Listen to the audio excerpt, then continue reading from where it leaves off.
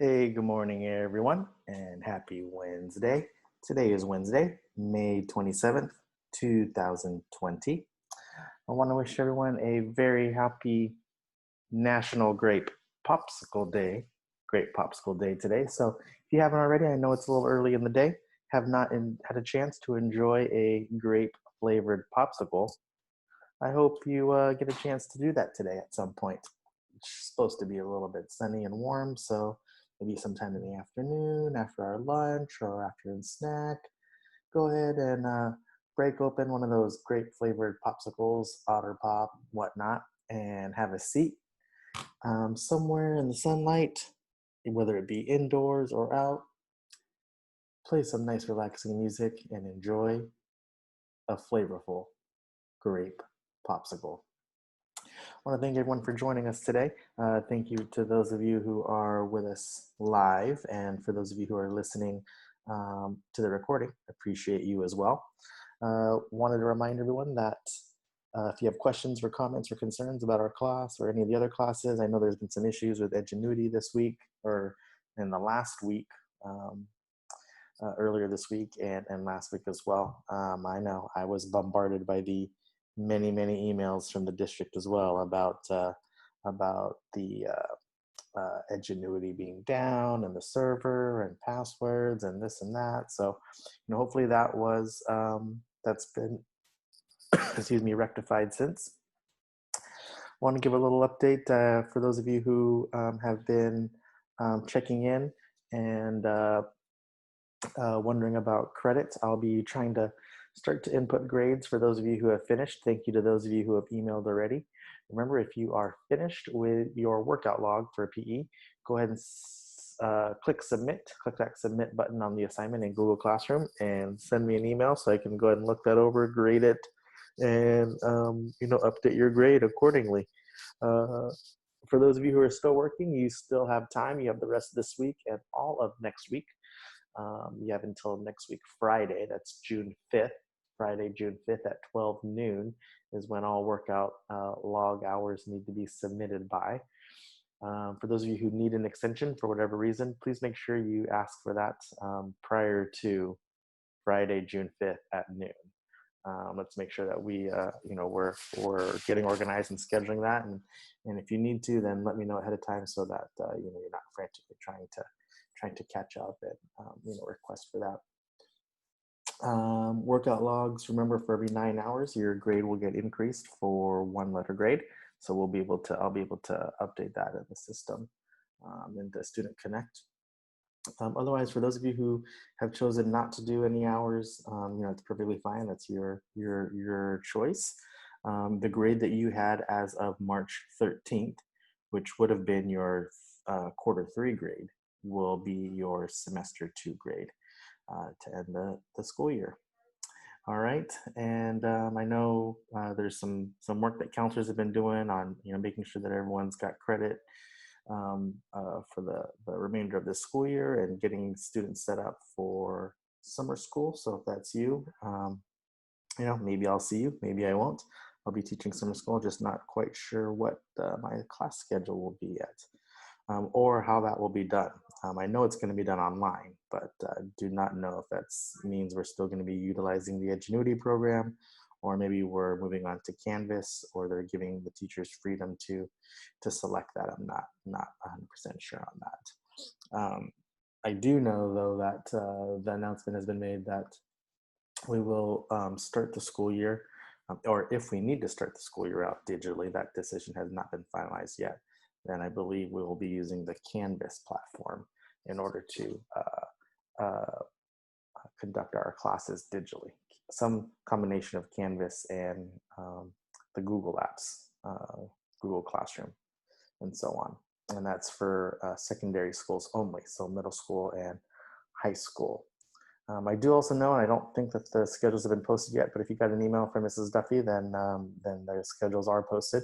But as of next week, we're supposed to be collecting, doing closeout procedures for students. If you are a senior, we're collecting devices, handing out yearbooks, dealing with transcripts, and also turning in PE logs. Any Any textbooks or literature books that you have still, that can be turned in during your designated day and time as well next week.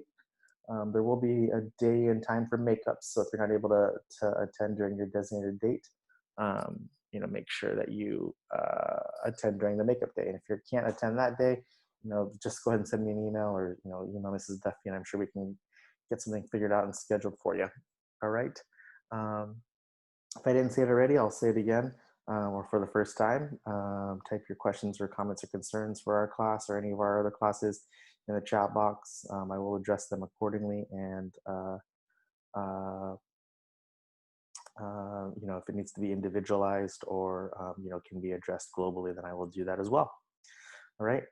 Thanks to those of you who joined me, stopped by Data School yesterday to pick up lunches. We had lunches to distribute for the short week, 4-day week, since Monday was a holiday 2 days ago. If you're looking for community service hours, check in with Mrs. Duffy, or let me know, and I can try and check in with the volunteer coordinator if you are interested in volunteering some of your time. On Mondays, I know the school lunch program will be continued throughout the end of July, so we'll be distributing lunches at certain schools throughout the district. Okay, huge shout out to Meacham. Came out again yesterday to help distribute. We had a shorter bunch of individuals volunteering, so definitely want to help give him a shout out on that.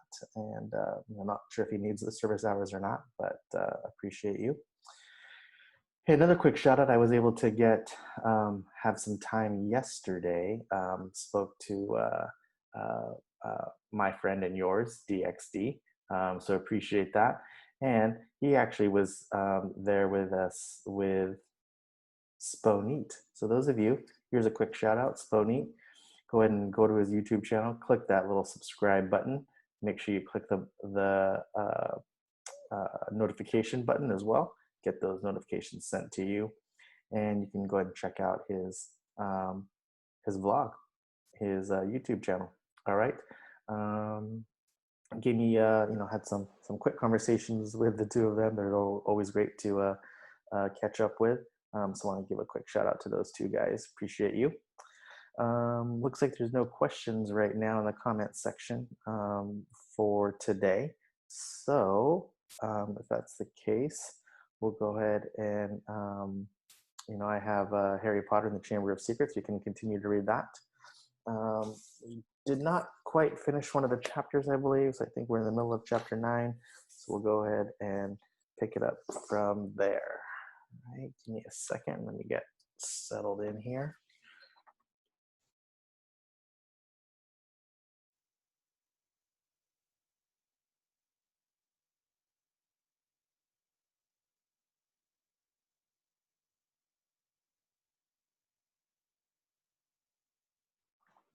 All right, here we go. Harry Potter and the Chamber of Secrets by J.K. Rowling. We're on chapter 9, so if you're following along, chapter 9, page 152 in my book, The Writing on the Wall. I always knew Salazar Slytherin was a twisted old loony, Ron told Harry and Hermione, as they fought their way through the teeming corridors at the end of the lesson to drop their bags before dinner. But I never knew he started all this pureblood stuff. I wouldn't be in his house if you paid me, honestly. If the Sorting Hat had tried to put me in Slytherin, I've got the train straight back home. Hermione nodded fervently, but Harry didn't say anything. His stomach had just dropped unpleasantly. Harry had never told Ron and Hermione that the Sorting Hat had seriously considered putting him in Slytherin. He could remember as though it were yesterday the small voice that had spoken in his ear when he'd placed the hat on his head a year before. You could do great, It's all in your head, and Slytherin would help you on the way to greatness, no doubt about that. But Harry, who had already heard of Slytherin's house's reputation for turning out dark wizards, had thought desperately, not Slytherin, and that the hat said, "Oh, Well, if you're sure, better be Gryffindor. And they were shunted along in the throng. Colin Creevy went past. Hiya, Harry. Hello, Colin, said Harry automatically. Harry, a boy in my class has been saying you're. But Colin was too small. He couldn't fight against the tide of people bearing him toward the great hall. They heard him squeak, See you, Harry, and he was gone. What's a boy in his class saying about you? Hermione wondered. That I'm Slytherin heir, I expect, said Harry, his stomach dropping another inch or so as he suddenly remembered the way Justin Finch Fletcherly had run away from him at lunchtime. People here will believe anything, said Ron in disgust. The crowd thinned and they were able to climb the next stairway without difficulty. Do you really think there's a chamber of secrets? Ron asked Hermione. I don't know, she said, frowning. Dumbledore couldn't cure Mrs. Norris. And that makes me think that whatever attacked her might not be, well, human. As she spoke, they turned a corner and found themselves at the end of the very corridor where the attack had happened. They stopped and looked. The scene was just as it had been that night, except that there was no stiff cat hanging from the torch bracket, and an empty chair stood against the wall bearing the message. The Chamber of Secrets has been opened. That's where Filch has been keeping guard, Ron muttered. They looked at each other. The corridor was deserted. Can't hurt to have a poke around, said Harry, dropping his bag and getting to his hands and knees so that he could crawl along, searching for clues. Scorch marks, he said. Here and here. Come and look at this, said Hermione. This is funny. Harry got up and crossed to the window next to the message on the wall. Hermione was pointing at the topmost pane, where around 20 spiders were scuttling, apparently fighting to get through a small crack. A long, silvery thread was dangling like a rope, and they had all climbed it in their hurry to get out. Have you ever seen spiders act like that? Said Hermione, wondering. No, said Harry. Have you, Ron? Ron. He looked over his shoulder. Ron was standing well back and seemed to be fighting the impulse to run. What's up, Harry? What's up? Said Harry. I don't like spiders, Ron said tensely. I never knew that, said Hermione, looking at Ron in surprise. You've used spiders in potions loads of times. I don't mind them dead, said Ron, who was carefully looking anywhere but at the window. I just don't like the way they move, Hermione giggled. It's not funny, said Ron fiercely. You must know, when I was 3, Fred turned my teddy bear into a great big filthy spider because I broke his toy broomstick. You wouldn't like them either if you'd been holding your bear and suddenly it had too many legs and he broke off, shuddering. Hermione was obviously still trying not to laugh. Feeling they had better get off the subject, Harry said, Remember all that water on the floor? Where did that come from? Someone's mopped up. It was about here, said Ron, recovering himself to walk a few paces past Filch's chair and pointing level with this door. He reached for the brass doorknob, but suddenly withdrew his hand as though he'd been burned. What's the matter? Said Harry. Can't go in there, said Ron gruffly. That's a girl's toilet. Oh, Ron, there won't be anyone in there, said Hermione, standing up and coming over. That's Moaning Myrtle's place. Come on, let's have a look. And ignoring the large out of order sign, she opened the door. It was the gloomiest, most depressing bathroom Harry had ever set foot in. Under a large, cracked, and spotted mirror were a row of chipped sinks. The floor was damp and reflected the dull light given off by the stubs of a few candles burning low in their holders. The wooden door to the stalls were flaking and scratched, and one of them was dangling off its hinges. Hermione put her fingers to her lips and set off toward the end stall. When they reached it, she said, "Hello, Myrtle. How are you?" Harry and Ron went to look. Moaning Myrtle was floating above the tank of the toilet, picking a spot on her chin. "This is a girl's bathroom," she said, eyeing Ron and Harry suspiciously. "They're not girls." "No," Hermione agreed. "I just wanted to show them how, uh, nice it is in here." She waved vaguely at the dirty old mirror and the damp floor. "Ask her if she saw anything," Harry mouthed at Hermione. "What are you whispering?" said Myrtle, staring at him. "Nothing," said Harry quickly. "We wanted to ask—" "I wish people would stop talking behind my back," said Myrtle, in a voice choked with tears. I, I do have feelings, even if I am dead." "Myrtle, no one wants to upset you," said Hermione. Harry only— "No one wants to upset me? That's a good one," howled Myrtle. "My life was nothing but misery at this place, and now people come along and ruining my death." "We wanted to ask you if you've seen anything funny lately," said Hermione quickly, "because a cat was attacked right outside your front door on Halloween." "Did you see anyone near here that night?" said Harry. "I wasn't paying attention," said Myrtle dramatically.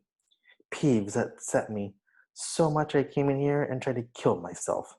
Then, of course, I remembered that I'm already dead," said Ron helpfully. Myrtle gave a tragic sob, rose up in the air, turned over, and dived headfirst into the toilet, splashing water all over them and vanishing from sight, although from the direction of her muffled sobs, she had come to rest somewhere in the U-bend. Harry and Ron stood with their mouths open, but Hermione shrugged wearily and said, "Honestly, that was almost cheerful for Myrtle. Come on, let's go." Harry had barely closed the door on Myrtle's gurgling sobs when a loud voice made all three of them jump. "Ron!" Percy Weasley had stopped dead at the head of the stairs, prefect badge agleam, an expression of complete shock on his face. "That's a girl's bathroom," he gasped. "What were you—" "Just having a look around," Ron shrugged. "Clues. Percy swelled in a manner that reminded Harry forcefully of Mrs. Weasley. "Get away from there," Percy said, striding toward them and starting to bustle them along, flapping his arms. "Don't you care what this looks like? Coming back here while everyone's at dinner?" "Why shouldn't we be here?" said Ron hotly, stopping short and glaring at Percy. "Listen, we never laid a finger on that cat." "That's what I told Ginny," said Percy fiercely, "but she still seems to think you're going to be expelled." "I've never seen her so upset, crying her eyes out. You might think of her. All the first years are thoroughly overexcited by this business." "You don't care about Ginny," said Ron, whose ears were now reddening. You're just worried I'm going to mess up your chances of being head boy." "5 points from Gryffindor," Percy said tersely, fingering his prefect badge. "And I hope it teaches you a lesson. No more detective work, or I'll write to Mom." And he strode off, and the back of his neck as red as Ron's ears. Harry, Ron, and Hermione chose seats as far as possible from Percy in the common room that night. Ron was still in a very bad temper, and kept blotting his charms homework. When he reached absently for his wand to remove the smudges, it ignited the parchment. Fuming almost as much as his homework, Ron slammed the Standard Book of Spells, Grade 2, shut. To Harry's surprise, Hermione followed suit. "Who can it be, though?" she said in a quiet voice, as though continuing a conversation they had just been having. "Who'd want to frighten all the squibs and muggleborns out of Hogwarts?" "Let's think," said Ron in a mock puzzlement. "Who do we know who thinks muggleborns are scum?" He looked at Hermione. Hermione looked back, unconvinced. "If you're talking about Malfoy—" "Of course I am," said Ron. "You heard him. You'll be next, mudbloods. Come on. You've only got to look at his foul rat face to know it's him." "Malfoy? The heir of Slytherin?" said Hermione skeptically. Look at his family, said Harry, closing his book too. The whole lot of them have been in Slytherin. He's always boasting about it. They could easily be Slytherin descendants. His father's definitely evil enough. They could have had the key to the Chamber of Secrets for centuries, said Ron, holding it down, handing it down, father to son. Well, said Hermione cautiously, I suppose it's possible. But how do we prove it? Said Harry darkly. There might be a way, said Hermione slowly, dropping her voice still further with a quick glance across the room at Percy. Of course, it wouldn't be difficult and dangerous, very dangerous. We'd be breaking about 50 school rules, I expect. If in a month or so you feel like explaining, you will let us know, won't you? Said Ron irritably. All right, said Hermione coldly. What we need to do is to get inside the Slytherin common room and ask Malfoy a few questions without him realizing it's us. But that's impossible, Harry said as Ron laughed. No, it's not, said Hermione. All we need would be some polyjuice potion. What's that? Said Ron and Harry together. Snape mentioned it in class a few weeks ago. Do you think we've got nothing better to do in potions than listen to Snape? Muttered Ron. It transforms you into somebody else. Think about it. We could change into three of the Slytherins. No one would know it was us. And Malfoy would probably tell us anything.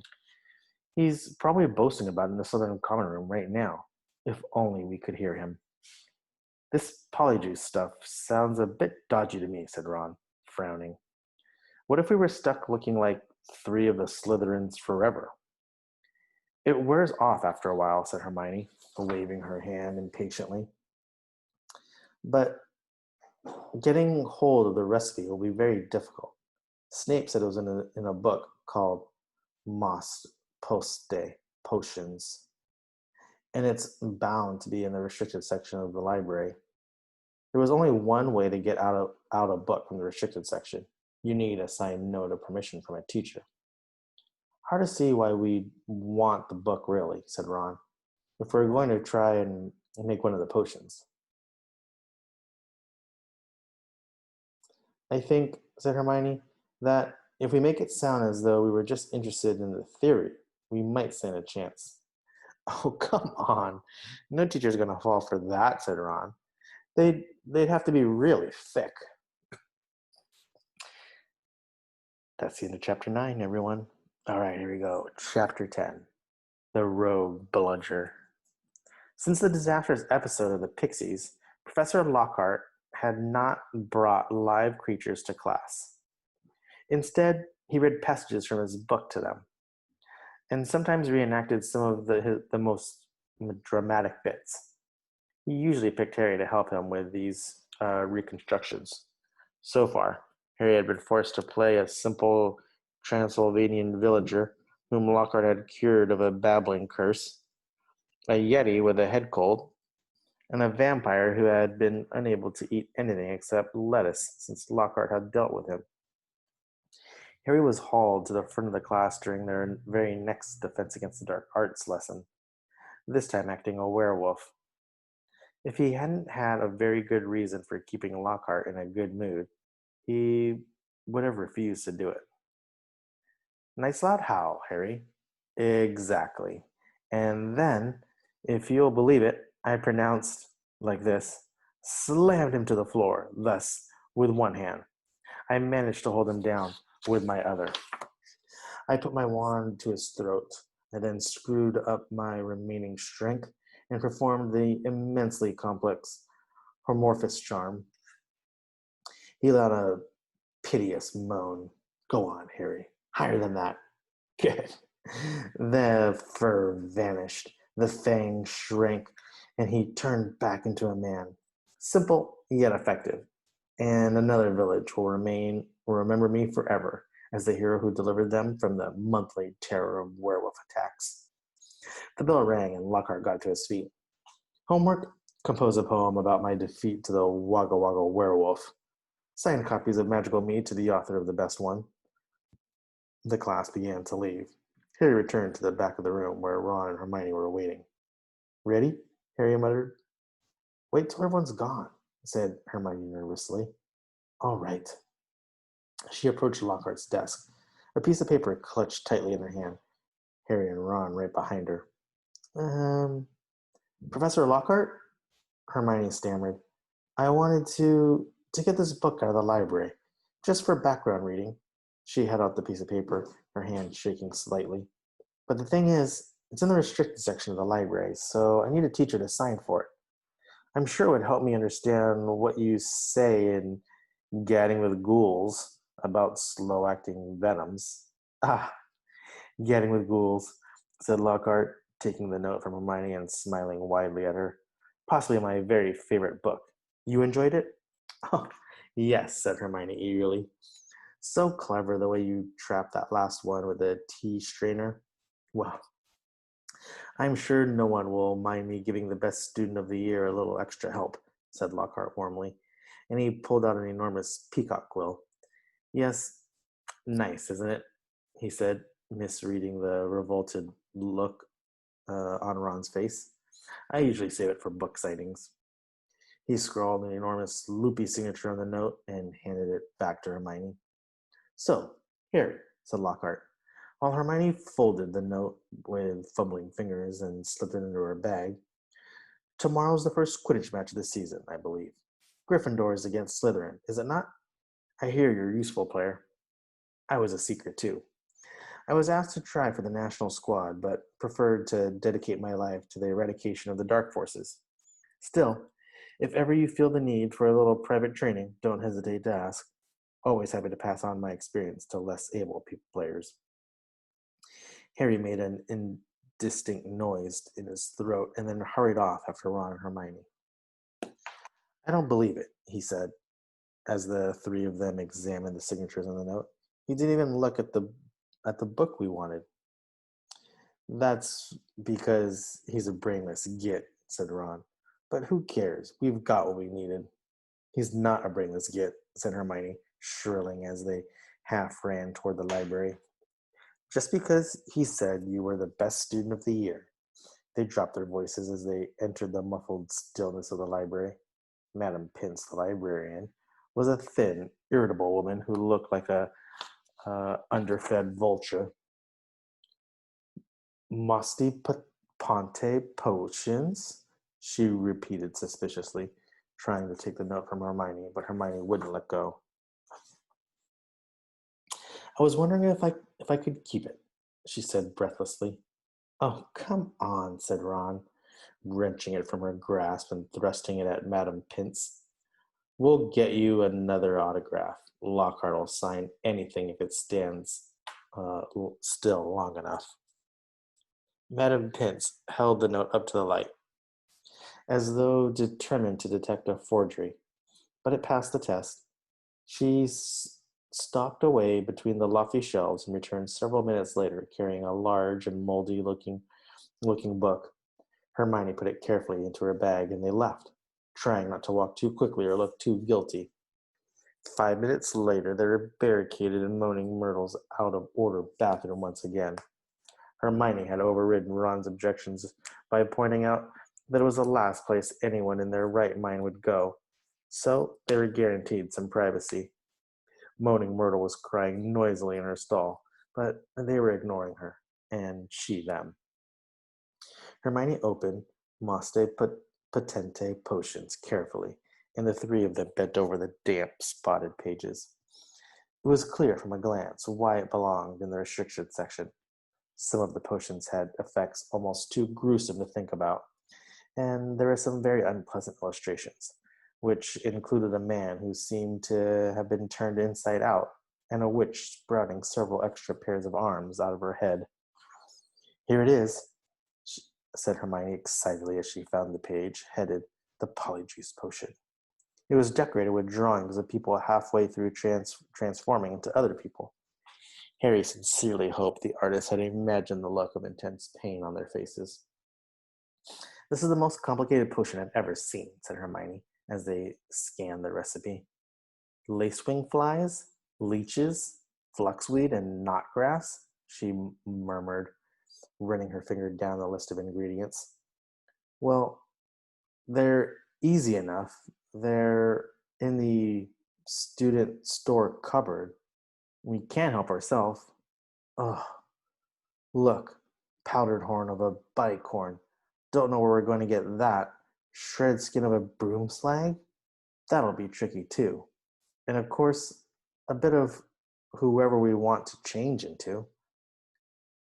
Excuse me? Said Ron sharply. What do you mean, a bit of whoever we're changing into? I'm drinking nothing with Crab's toenails in it. Hermione continued as though she hadn't heard him. We don't have to worry about that yet, because we add those bits last. Ron turned speechless to Harry, who had another story. Do you realize how much we're going to have to steal, Hermione? Shredded skin of a broom slag? That's definitely not in the student's cupboard. What are we going to do? Break into Snape's private stores? I don't know if this is a good idea. Hermione shut the book with a snap. Well, if you two are going to chicken out, fine, she said. There were bright pink patches on her cheeks, and her eyes were brighter than usual. I don't want to break rules, you know. I think threatening Muggleborns is far worse than brewing up a difficult potion.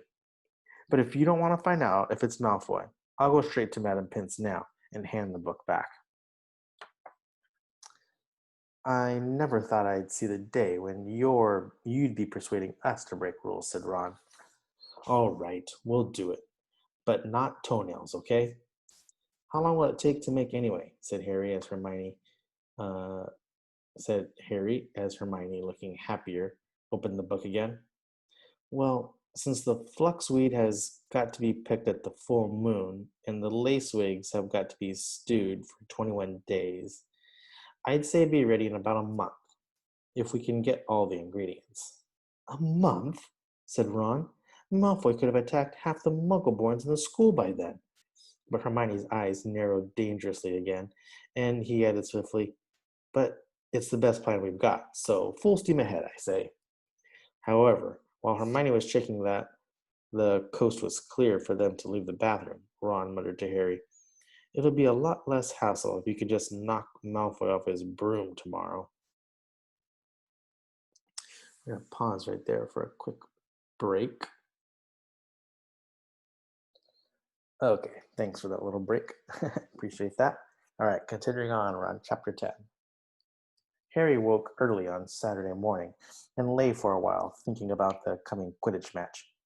He was nervous, mainly at the thought of what Wood would say if Gryffindor lost, but also at the idea of facing a team mounted on the fastest racing brooms gold could buy. He had never wanted to beat Slytherin so badly.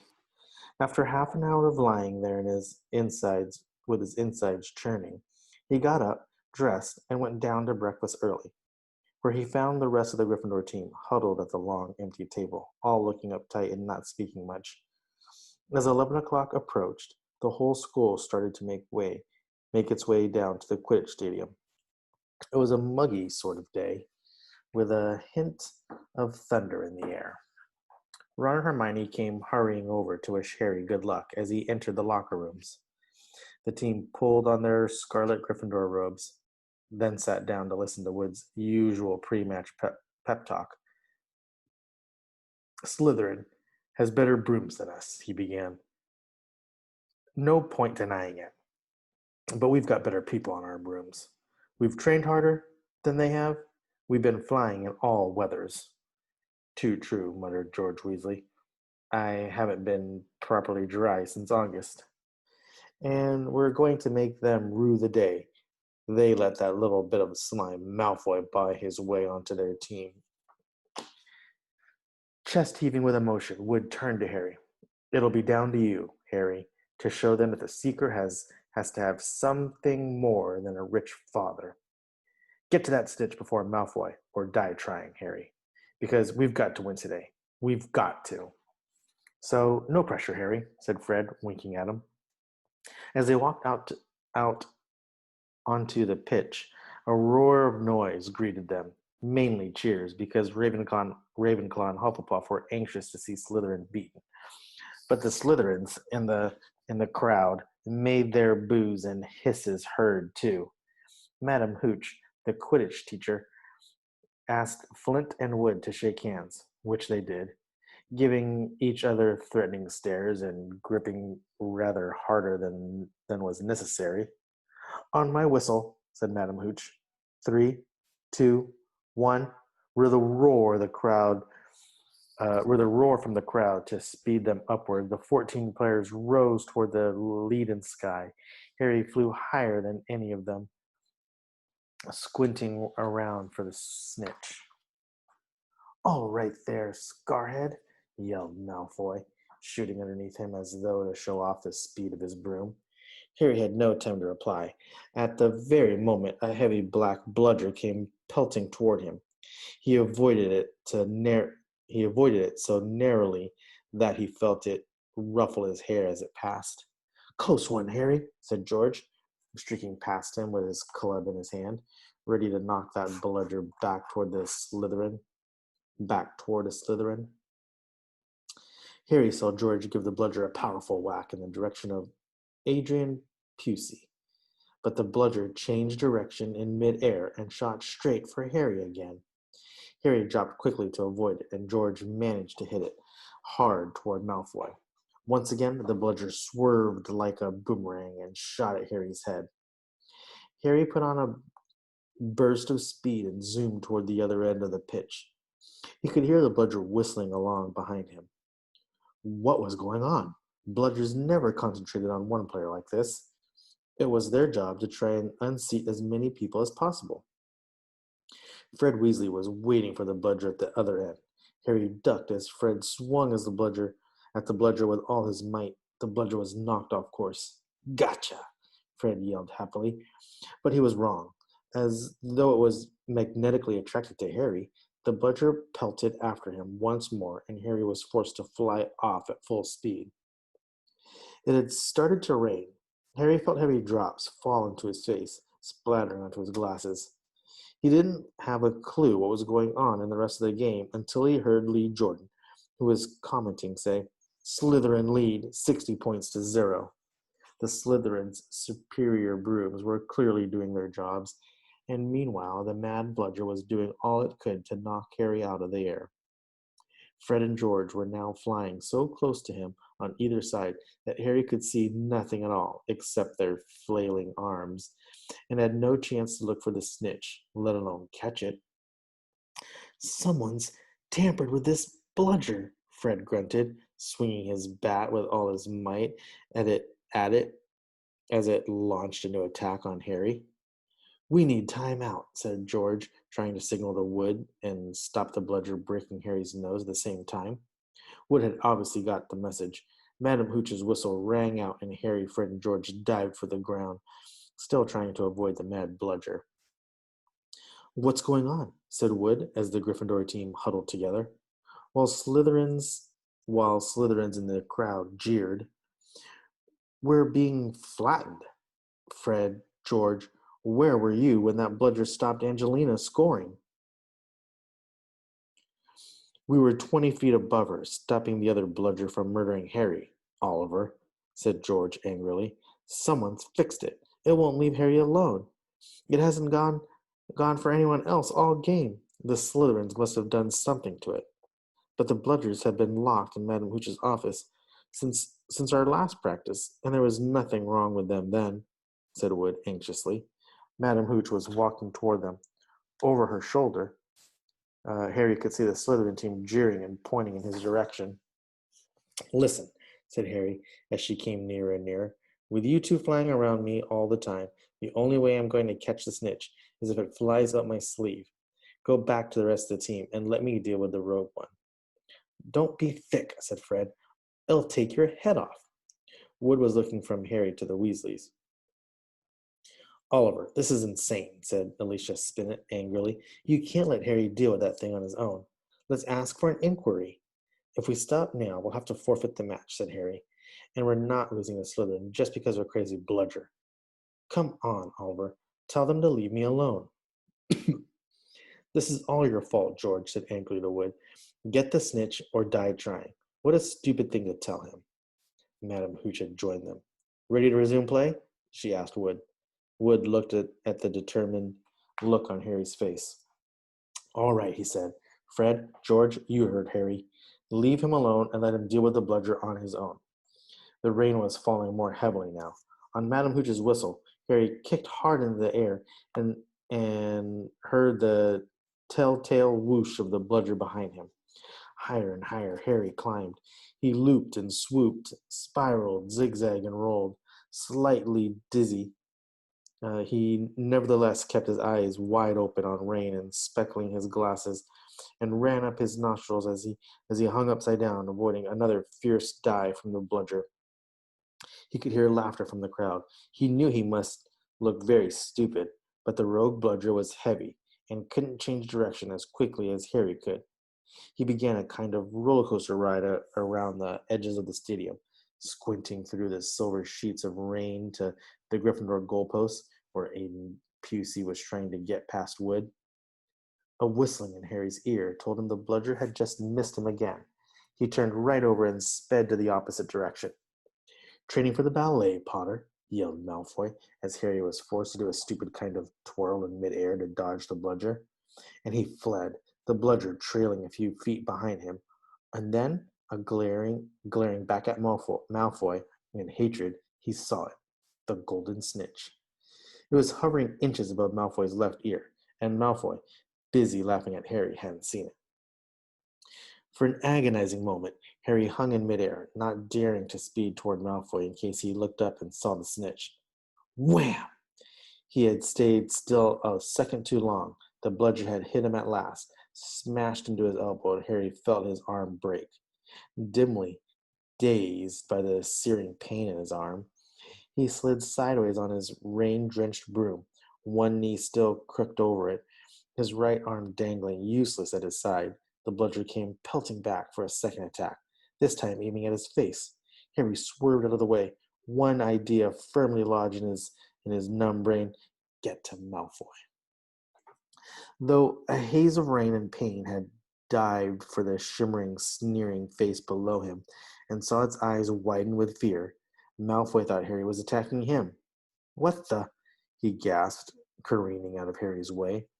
Harry took his remaining hand off the broom and made a wild snatch. He felt his fingers close on the cold snitch, but was now only gripping the broom with his legs. And there was a yell from the crowd below as he headed straight for the ground, trying hard not to pass out. With a splattering thud, he hit the mud and rolled off his broom. His arm was hanging at a very strange angle.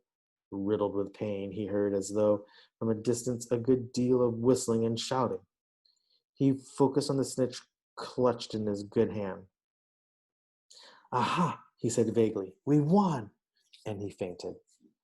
He came around, rain falling on his face, still lying on the field with someone leaning over him. He saw a glitter of teeth. Oh, no, not you, he moaned. Doesn't know what he's saying, said Lockhart loudly to the anxious crowd of Gryffindors pressing around them. Not to worry, Harry. I'm about to fix your arm. No, said Harry. I'll keep it like this, thanks. He tried to sit up, but the pain was terrible. He heard a familiar clicking noise nearby. I don't want a photo of this, Colin, he said loudly. Lie back, Harry, said Lockhart soothingly. It's a simple charm I've used countless times. Why can't I just go to the hospital wing, said Harry, through clenched teeth. He should really, Professor, said a muddy Wood, who couldn't help grinning even though his seeker was injured. Great capture, Harry. Really spectacular. You're the best yet, I'd say. Though the thicket of legs around him, through the thicket of legs around him, Harry spotted Fred and George Weasley, wrestling the rogue bludger into a box. It was still putting up a terrific fight. Stand back, said Lockhart, who was rolling up his jade green sleeves. No, don't, said Harry weakly, but Lockhart was twirling his wand and a second later had directed it straight at Harry's arm. A strange and unpleasant sensation started at Harry's shoulder and spread all the way down to his fingertips. It felt as though his arm was being deflated. He didn't dare look at what was happening. He had shut his eyes, his face turned away from his arm, but his worst fears were realized as the people above him gasped, and Colin Creevey began clicking away madly. His arm didn't hurt anymore, nor did it feel remotely like an arm. Ah, said Lockhart.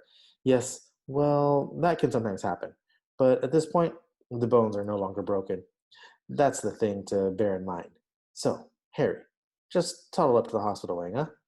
Mr. Weasley, Miss Granger, would you escort him? And Madame Pomfrey will be able to, uh, tidy you up a bit. As Harry got to his feet, he felt strangely lopsided, taking a deep breath as uh, taking a deep breath, looked down at his right side. What he saw was nearly made him pass out. Poking out of the end of his robe was what looked like a thick, flesh-colored rubber glove. He tried to move his fingers. Nothing happened. Lockhart hadn't mended Harry's bones. He had removed them. Madame Pomfrey wasn't at all pleased. You should have come straight to me, she raged, holding up the sad, limp reminder of what half an hour before had been a working arm. I can mend bones in a second, but growing them back. You'll be able to, won't you? Said Harry desperately. I'll be able to, certainly. But it will be painful, said Madame Pomfrey grimly, throwing Harry a pair of pajamas. You'll have to stay the night. Hermione waited outside the curtain drawn. Uh, Harry waited outside the curtain drawn around Harry's bed while Ron helped him to his pajamas. It took a while to stuff the rubbery, boneless arm into a sleeve. How can you stick up for Lockhart now, Hermione, huh? Ron called through the curtain as he pulled Harry's limp fingers to the cuff. If Harry had wanted to boning, he would have asked.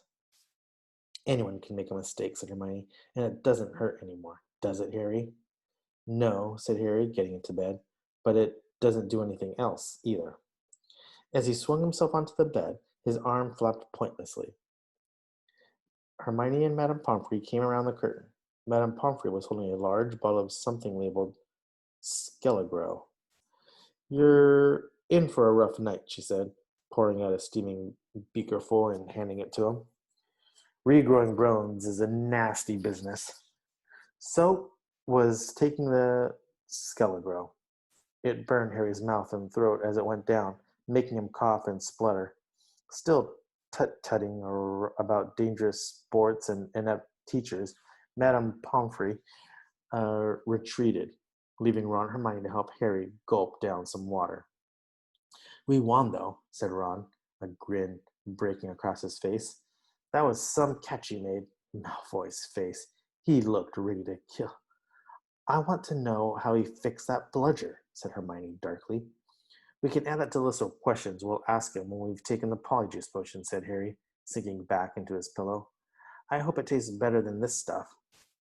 If it's got bits of Slytherin in it, you've got to be joking, said Ron. The door of the hospital wing burst open at the moment. Filthy and soaking wet, the rest of the Gryffindor team had arrived to see Harry. Unbelievable flying, Harry, said George.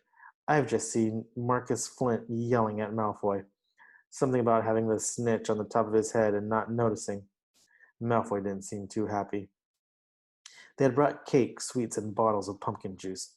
They gathered around Harry's bed and were just getting started on what promised to be a good party when Madame Pomfrey came storming over, shouting, This boy needs rest. He's got 33 bones to grow. Out! Out! And Harry was left alone, with nothing to distract him from the stabbing pains of his limp arm. Hours and hours later, Harry woke quite suddenly in the pitch blackness and gave a small yelp of pain. His arm now felt full of large splinters. For a second he thought that was what had woken him. Then, with a thrill of horror, he realized that someone was sponging his forehead in dark.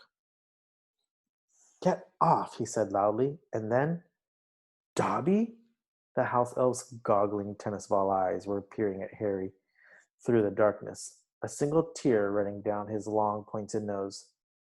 Harry Potter came back to school, he whispered miserably. Dobby warned and warned Harry Potter. Ah, sir, why didn't you heed Dobby? Why didn't Harry Potter go back home when he missed the train? Harry heaved himself up on his pillow and pushed Dobby's sponge away. What are you doing here?" he said. "And how did you know I missed the train?" Dobby's lip trembled, and Harry was seized by a sudden suspicion. "It was you," he said slowly. "You. You stopped the barrier from letting us through." "Indeed, yes, sir," said Dobby, nodding his head vigorously, ears flapping. Dobby hid and watched for Harry, and sealed the gateway, and Dobby had to iron his hands afterwards. He showed Harry 10 long, bandaged fingers. But Dobby didn't care, sir, for he thought Harry Potter was safe, and never did Dobby dream that Harry Potter would go back to school another way. He was rocking backward and forward, shaking his ugly head. Dobby was so shocked when he heard Harry Potter was back at Hogwarts, he let his master's dinner burn. Such a flogging Dobby never had. Sir, Harry slumped back onto his pillow. "You nearly got Ron and me expelled," he said fiercely. "You'd better get lost before my bones come back, Dobby, or I might strangle you." Dobby smiled weakly. "Dobby is used to death threats, sir. Dobby gets them 5 times a day at home." He blew his nose in the corner of a filthy pillowcase he wore, looking so pathetic that Harry felt his anger ebb away in spite of himself. "Why do you wear that thing, Dobby?" he asked curiously. "This, sir?" said Dobby, plucking at the pillowcase. "'Tis a mark of the house elves' enslavement, sir. Dobby can only be freed if his masters present him with clothes, sir. The family is careful not to pass Dobby even a sock, sir, for then he would be free to leave their house forever." Dobby mopped his bludgeoning eyes and said suddenly, "Harry Potter, Harry Potter must go home." Dobby thought his bludger would be enough to make. "Your bludger?" said Harry, anger rising once more. "What do you mean, your bludger? You made that bludger try and kill me?" "Not kill you, sir. Never kill you," said Dobby, shocked. "Dobby wants to save Harry Potter's life. Better sent home, grievously injured, than remain here, sir. Dobby only wants Harry Potter hurt enough to be sent home." "Oh, is that all?" said Harry angrily. "I don't suppose you're going to tell me why you wanted me sent home in pieces." "If Harry Potter only knew," Dobby groaned, more tears dripping onto his ragged pillowcase. "If he knew what he meant to us, to the lowly, the enslaved, we dregs of the magical world." Dobby remembers how it was when he who must not be named was at the height of his powers, sir. "We house elves were treated like vermin, sir." "Of course, Dobby is still treated like that, sir," he admitted, drying his face in the pillowcase. "But mostly, sir, life has improved for my kind since you triumphed over he who must not be named. Harry Potter survived, and the Dark Lord's power was broken, and it was a new dawn, sir. And Harry Potter shone like a beacon of hope for those of us who thought the dark days would never end, sir. And now at Hogwarts, terrible things are to happen, are perhaps happening already. And Dobby cannot let Harry Potter stay here now that history is to repeat itself, now that the Chamber of Secrets is open once more."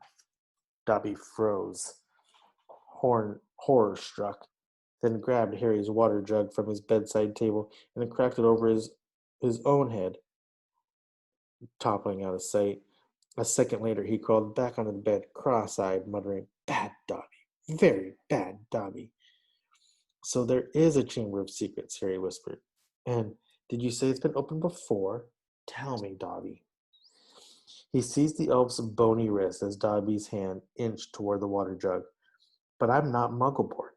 How can I be in danger of the chamber?"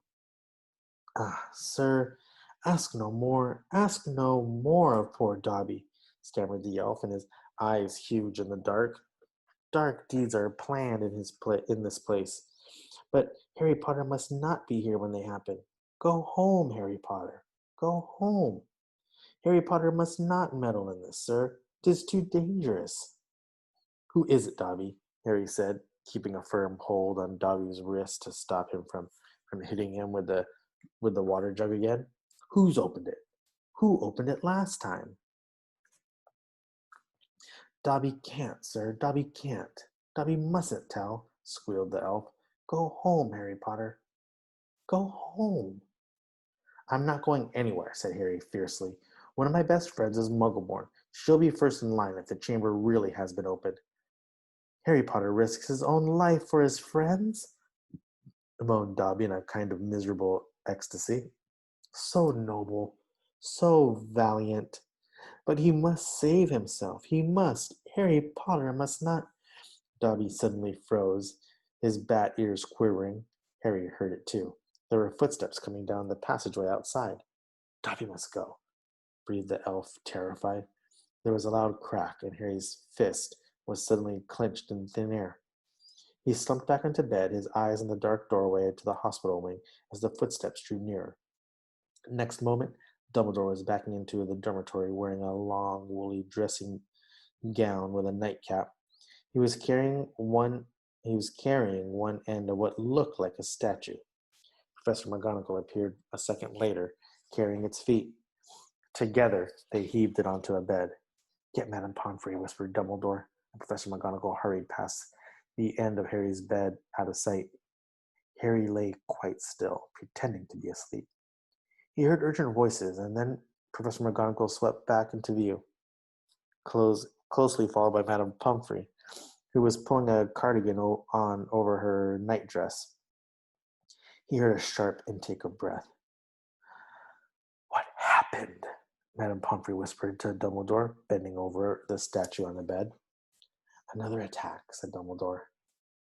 Minerva found him on the stairs. There was a bunch of grapes next to him, said Professor McGonagall. We think he was trying to sneak up here to visit Potter. Harry's stomach gave a horrible lurch. Slowly and carefully he raised himself a few inches so he could look at the statue on the bed.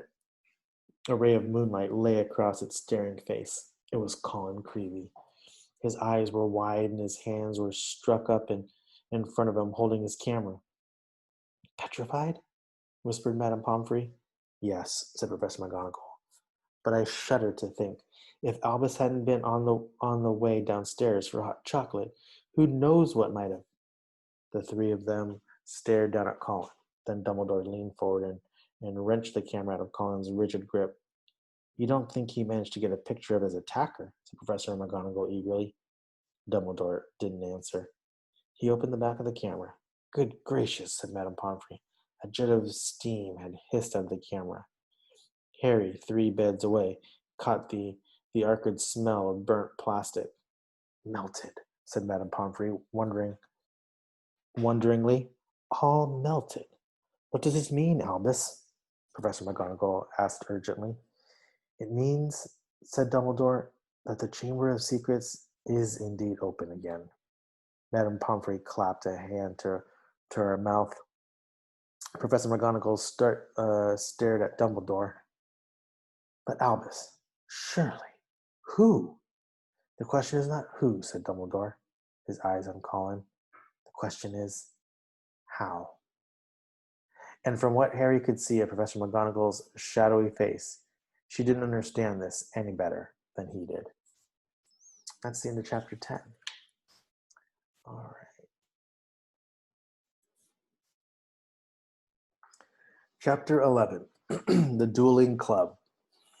Harry woke up on Sunday morning to find the dormitory blazing with winter sunlight, and his arms reboned but very stiff.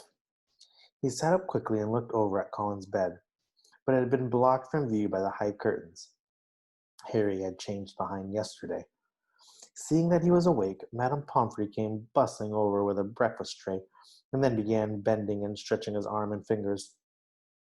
All in order, she said, as he clumsily fed himself porridge left-handed. When you've finished eating, you may leave. Harry dressed as quickly as he could and hurried off to Gryffindor Tower, desperate to tell Ron and Hermione about Colin and Dobby, but they weren't there. Harry left to look for them. wondering where they could have got to, and feeling slightly hurt that they weren't interested in whatever he had his bones back or not. As Harry passed the library, Percy Weasley strolled out of it, looking in far better spirits than the last time they'd met. "Oh, hello, Harry," he said. "Excellent flying yesterday. Really excellent. Gryffindor has just taken the lead for the House Cup. You earned 50 points." "You haven't seen Ron or Hermione, have you?" said Harry. "No, I haven't," said Percy, his smile fading. "I hope Ron's not in another girl's toilet." Harry forced a laugh, watched Percy walk out of sight, and then headed straight for Moaning Myrtle's bathroom. He couldn't see why Ron and Hermione would be in there again, but after making sure that neither Filch nor any prefects were around, he opened the door and heard their voices coming from a locked stall. "It's me," he said, closing the door behind him. There was a clunk, a splash, and a gasp from within the stall, and he saw Hermione's eyes peering through the keyhole. "Harry," she said, "you gave us such a fright. Come in. How's your arm?"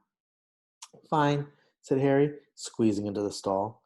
An old cauldron was perched in the toilet, and a crackling from under the rim told Harry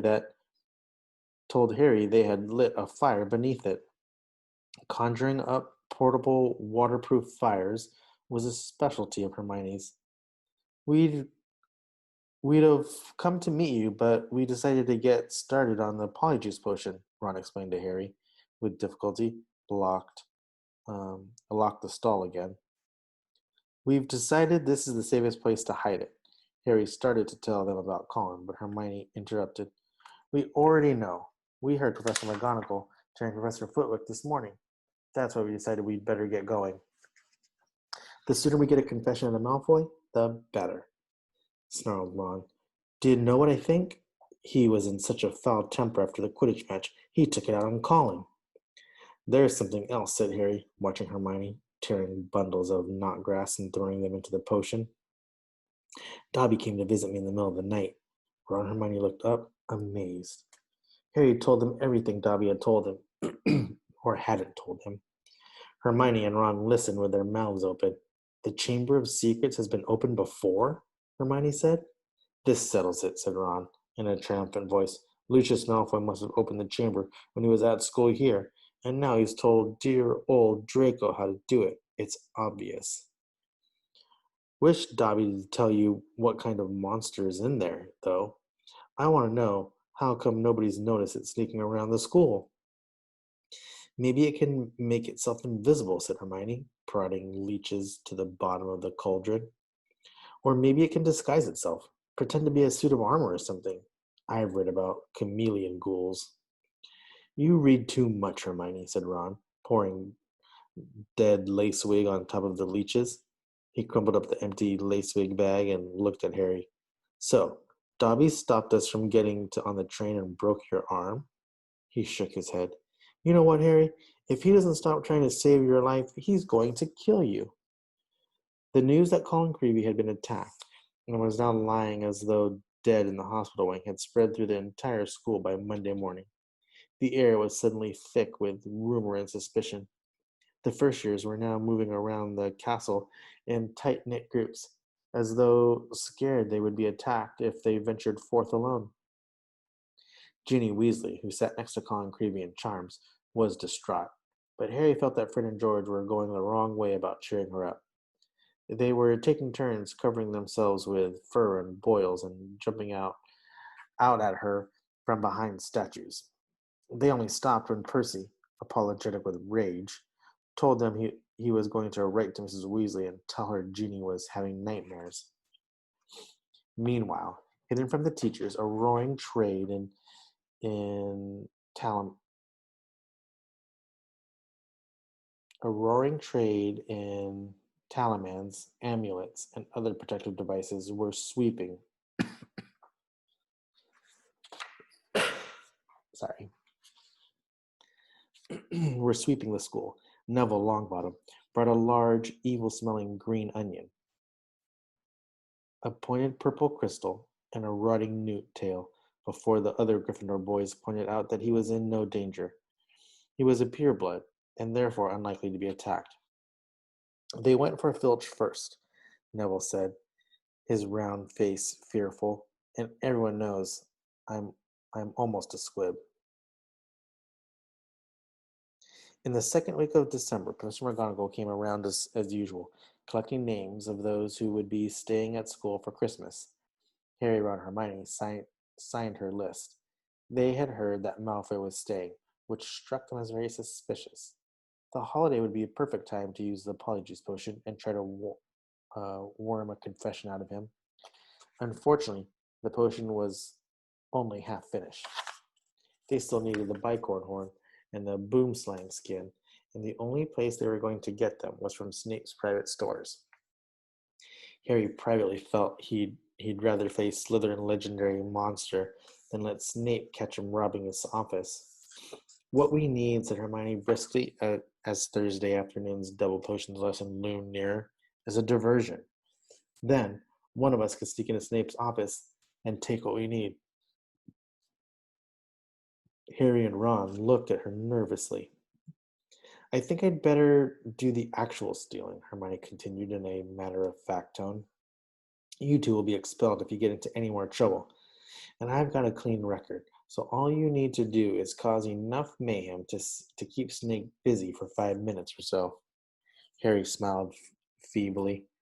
Deliberately causing mayhem in Snape's potions class was about as safe as poking a sleeping dragon in the eye. Potions lesson took place in one of the largest dungeons. Thursday afternoon's lesson proceeded in the usual way. 20 cauldrons stood steaming between the wooden desks, on which stood brass scales and jars of ingredients.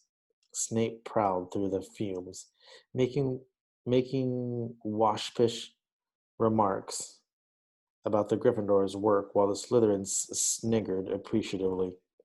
Draco Malfoy, who was Snape's favorite student, kept flicking pufferfish eyes at Ron and Harry, who knew that if they retaliated, they would get detention faster than you could say unfair. Harry's swelling solution was far too runny, but he had his mind on more important things. He was waiting for Hermione's signal that he had hardly listened to Snape's pause to sneer at his watery potion. When Snape turned and walked off to bully Neville, Hermione caught Harry's eyes and nodded. Harry ducked swiftly down behind his cauldron, pulled one of Fred's filibuster fireworks out of his pocket, and gave it a quick prod with his wand. The firework began to fizz and sputter. Knowing he had only seconds, Harry straightened up, took aim, and lobbed it in the air. It landed right on target in Goyle's cauldron. Goyle's potion exploded, showering the whole class. People shrieked as splashes of swelling solution hit them.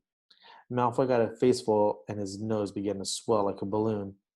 Goyle blundered around, his hands over his head, which had expanded to the size of a dinner plate. Snape was trying to restore calm and find out what had happened. Through the confusion, Harry saw Hermione slip quietly into Snape's office. Silence! Silence! Snape roared. Anyone who has been splashed, come here for a deflating draft. When I find out who did this.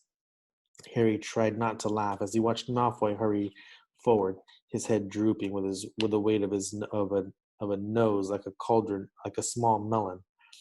As half the class lumbered up to Snape's desk, some weighted down with arms like clubs, others unable to walk through gigantic puffed up lips. Harry saw Hermione slide back into the dungeon, the front of her robes bulging. When everyone had taken a swig of antidote and the various swellings had subsided, Snape swept over to Goyle's cauldron and scooped out the twisted black remains of a firework. There was a sudden hush.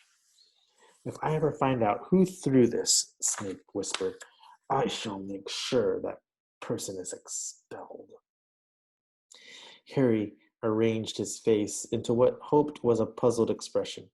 Snape was looking right at him, and the bell that rang 10 minutes later could not have been more welcome.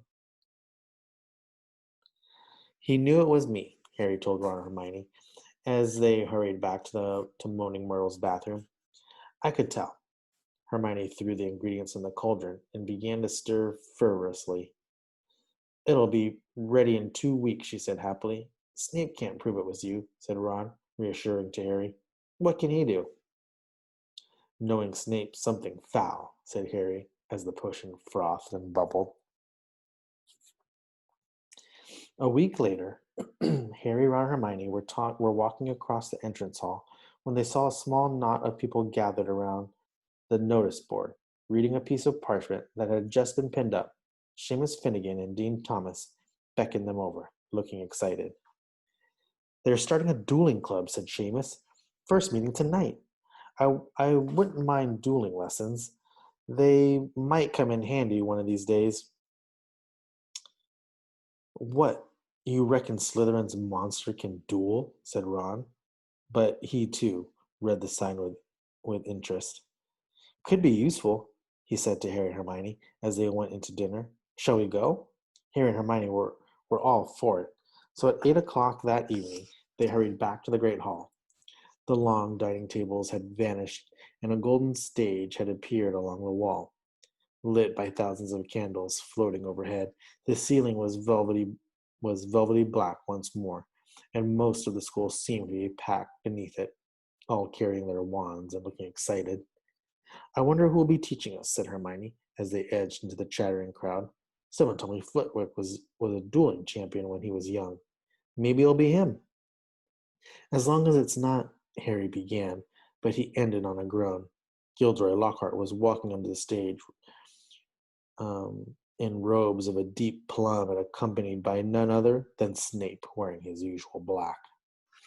Lockhart waved an arm for silence and called, Gather round, gather round. Can everyone see me? Can you all hear me? Excellent. Now, Professor Dumbledore has granted me permission to start this little dueling club to train you all in case you ever need to defend yourselves, and I myself have done on countless occasions. For full details, see my published works. Let me introduce my assistant, Professor Snape, said Lockhart, flashing a wide smile. He tells me he knows a tiny little bit about dueling himself and has sportingly agreed to help me with a short demonstration before we begin. Now, I don't want any of you youngsters to worry. You'll still have your potions master when I'm through with him. Never fear. Wouldn't it be good if they finished each other off? Ron muttered in Harry's ear. Snape's upper lip was curling.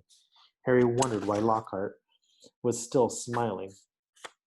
If Snape had been looking at him if Snape had been looking at him like that, had been running as fast as he could in the opposite direction. Lockhart and Snape turned to face each other and bowed.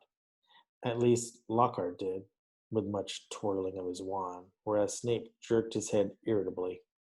Then they raised their wands like swords in front of them. As you see, we are holding our wands in an accepted combative position, Lockhart toward the silent crowd. On the count of 3, we will cast our first spells. Neither of us will be aiming to kill, of course. I wouldn't bet on that, Harry murmured, watching Snape baring his teeth. 1, 2, 3. Both of them swung their wands above their heads and pointed them at their opponent. Snape cried, Expelliarmus! There was a dazzling flash of scarlet light, and Lockhart was blasted off his feet.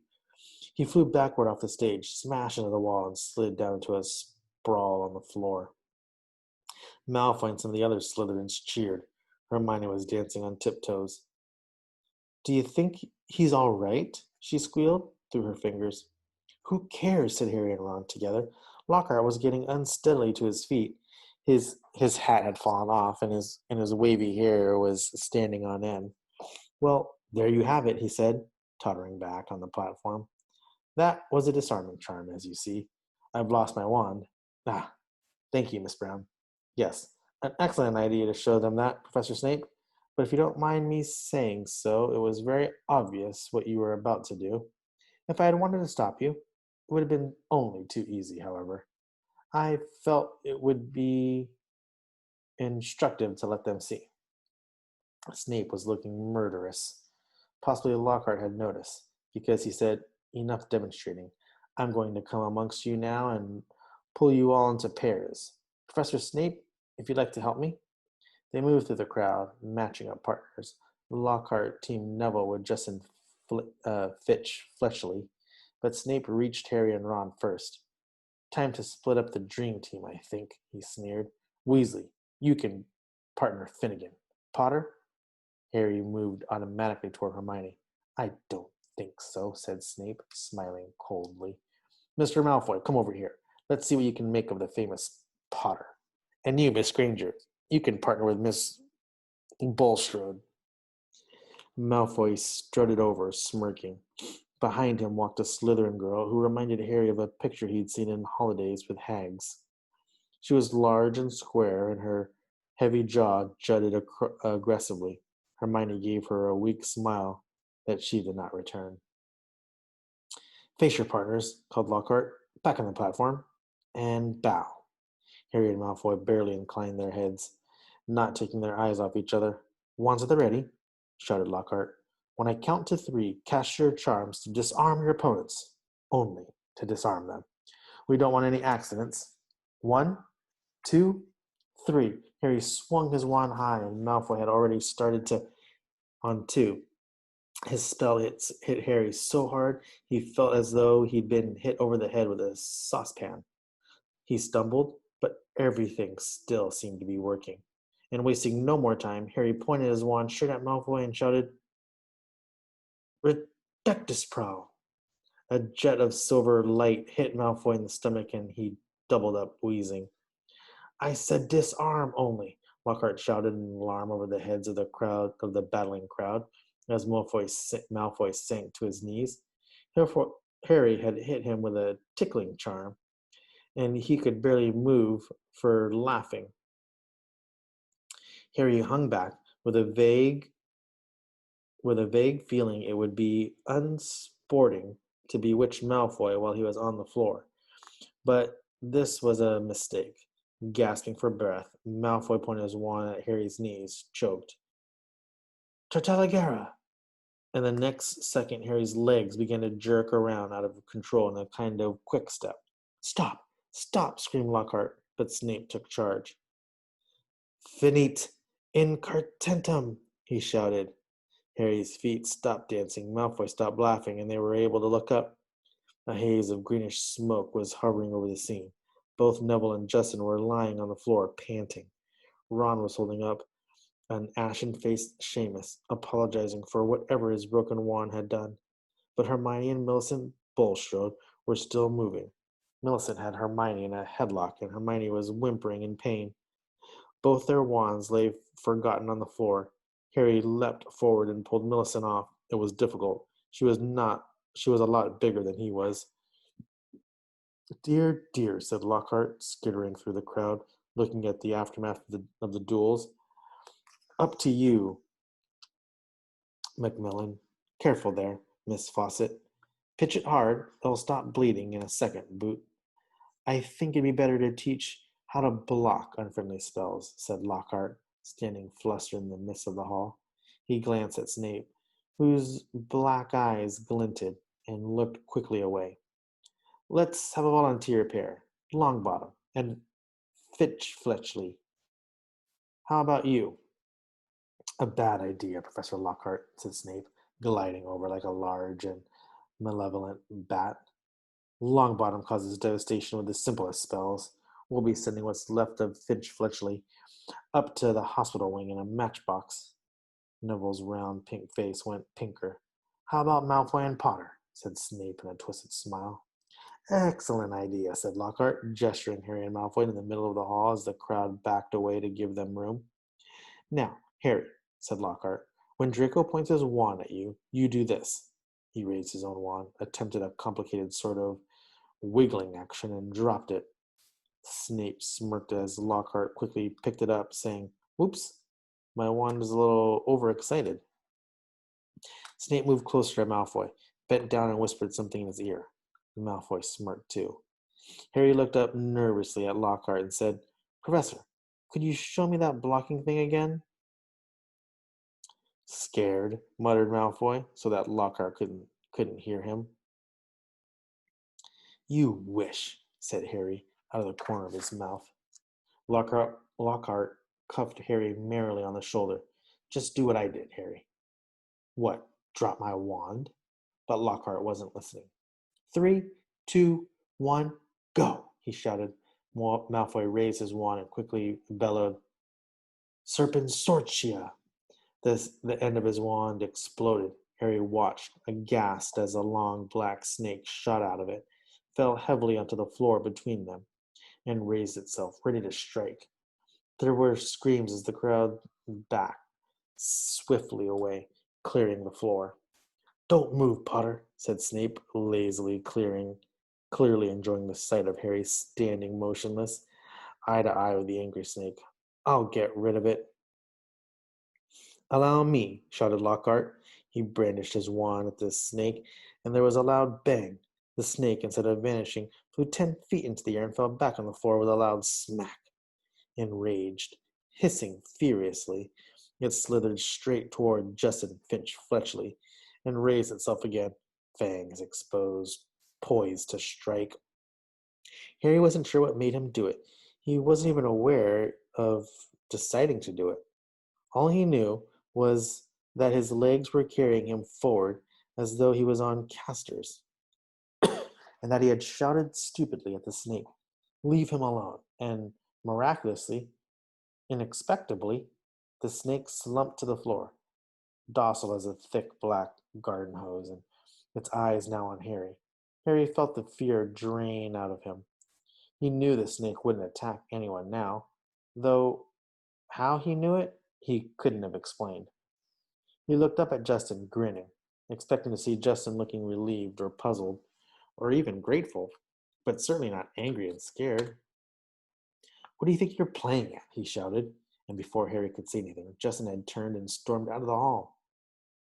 Snape stepped forward, waved his wand, and the snake vanished in a small puff of black smoke.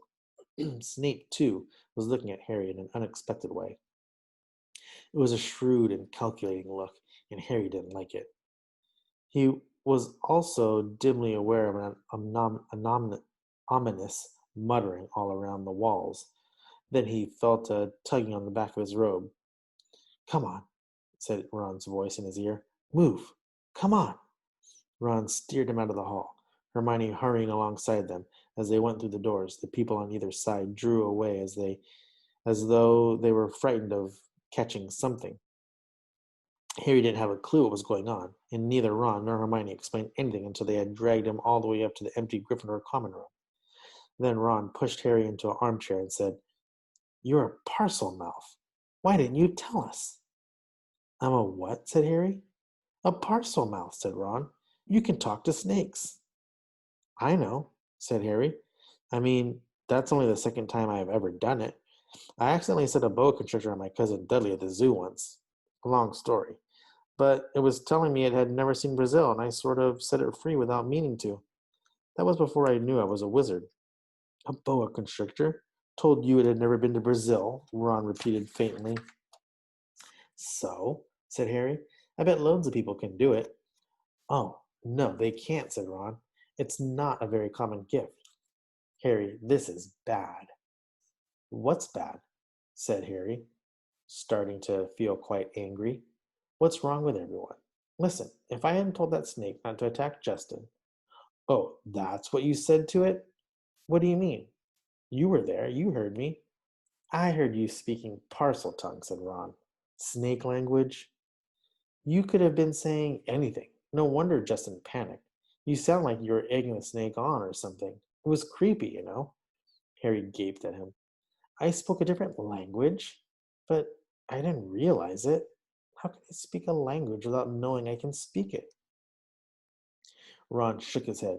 Both he and Hermione were looking as though someone had died. Harry couldn't see what was so terrible. Do you want to tell me what's wrong with stopping a massive snake biting off Justin's head? He said. What does it matter how I did it, as long as Justin doesn't have to join the headless hunt?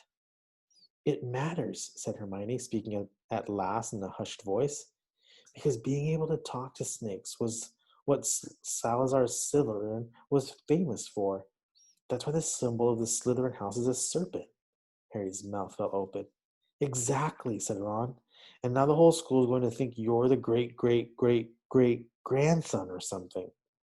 But I'm not, said Harry, with a panic he couldn't quite explain. You'll find that hard to prove, said Hermione. He lived about 1,000 years ago, and for all we know, you could be. And we're going to stop right there, everyone. It's a little bit after 11 a.m. Thank you for joining us. We're not quite finished with chapter 11, the Dueling Club, but we will continue on. Remember, we are going to have a Zoom session on Friday this week. It's going to be the last one this week. And we're going to go from 9:30 a.m. to 11 a.m. And then regular times next week. Remember, next week is the first week of June, and that's the last week that you will have to complete hours for your workout log. All right. Hope everyone has a great rest of the day. Happy Wednesday, everyone. Make sure you open up your grape flavored popsicle today and enjoy that. Have a great, happy National Grape Flavored Popsicle Day today. And we will I hope to have you join me again on Friday. All right. Thanks for joining, everyone. Stay safe, wash your hands, and be clean.